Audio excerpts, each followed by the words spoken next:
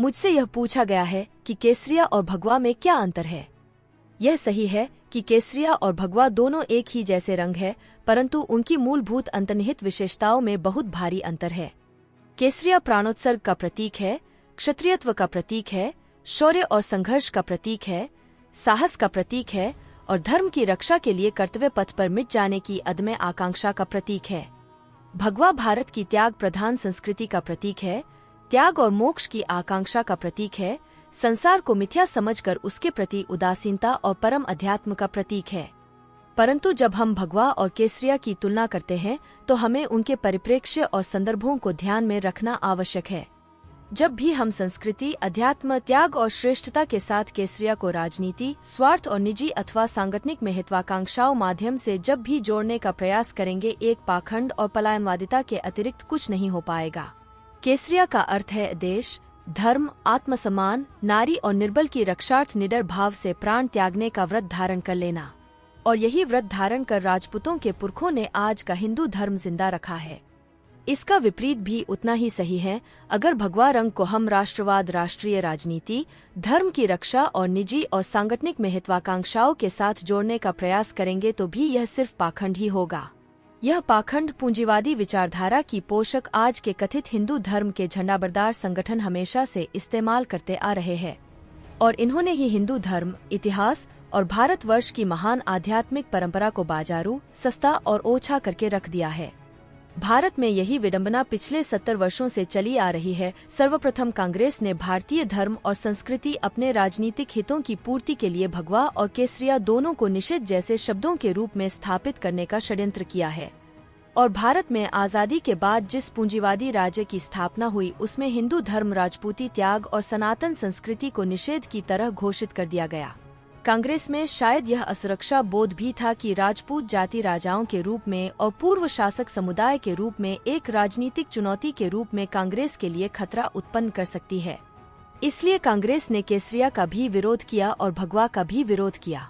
परंतु यह विरोध केवल इसलिए कि पूंजीवादी वणिक समुदाय यह चाहता था कि भारत का बहुमत जाति और धर्म के आधार पर हमेशा आपस में लड़ता रहे और अल्पसंख्यक मुसलमान अपने असुरक्षा बोध के चलते कांग्रेस से मजबूरी में सदैव जुड़ा रहे। परंतु राष्ट्रीय स्वयंसेवक संघ और बीजेपी ने भी सत्ता में आने के अपने प्रयासों में सदैव ही इस भगवा रंग को अपने वैशालियों और लंपट दुष्कर्मों को ढकने में इस्तेमाल किया।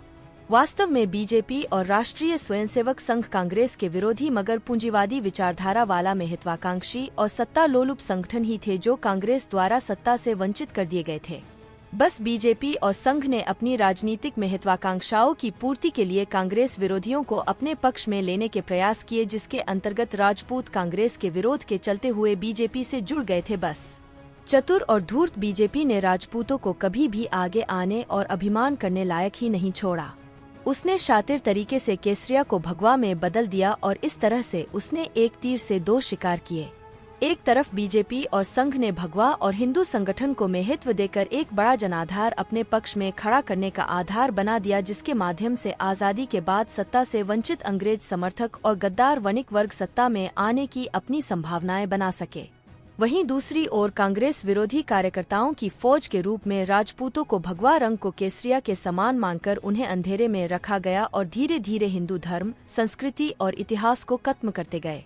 यह वणिकों की फौज जो केवल व्यापार और मुनाफे के अलावा किसी नैतिकता को नहीं मानती थी और उनका स्वयं का इतिहास केवल गद्दारी से भरा हुआ था और जिन्होंने पिछले हजारों वर्षों से ब्याज और मुनाफाखोरी, लूट और दगाबाजी से उत्तर से दक्षिण और पूर्व से पश्चिम तक हर आम और हर वर्ग के भारतीय का सिर्फ आर्थिक और सामाजिक शोषण किया था, अब चाहती थी कि अब उनका और भारत एक नया इतिहास बने जो कि पूरी तरह से पौराणिक आख्यानों पर आधारित और काल्पनिक हो, परंतु उसमें लंपट बनियों के बारे में कुछ भी बुरा न लिखा गया हो।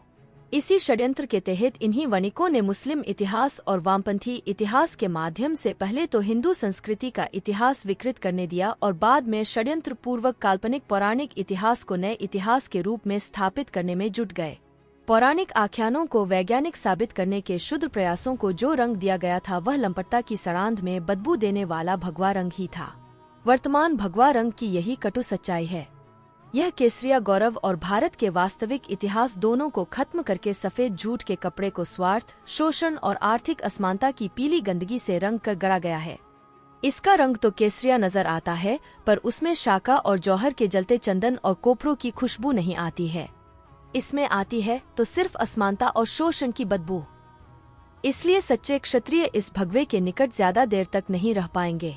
आजादी के बाद लिखे गए भारत के वामपंथी विचारधारा के इतिहास, मुस्लिम विचारधारा के इतिहास और संघ की विचारधारा के इतिहास में यह एक बात कटु मगर एक समान रूप से मौजूद है कि ये सभी हिंदू धर्म के वास्तविक इतिहास को, वास्तविक संस्कृति को, वास्तविक अध्यात्म को और वास्तविक महानता को सिरे से ही अस्वीकार करते हैं और बेचारे राजपूत भगवा को अपनी संस्कृति और गौरव का विषय समझकर बीजेपी के साथ 70 सालों तक जुड़े रहे हैं।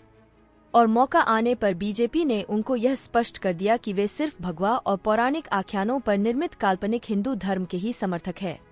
केसरिया हिंदू धर्म जिसकी रक्षा के लिए 1000 वर्षों तक अपने प्राणों की बलि देने वाला राजपूतों के वंशज अपने आप को आत्मा से जुड़ा मानते हैं, वह इन बनियों के लिए सिर्फ घृणा का विषय है, क्योंकि हिंदुओं के संघर्ष और जगत सेठों की गद्दारियां इतिहास में एक साथ नजर आती हैं।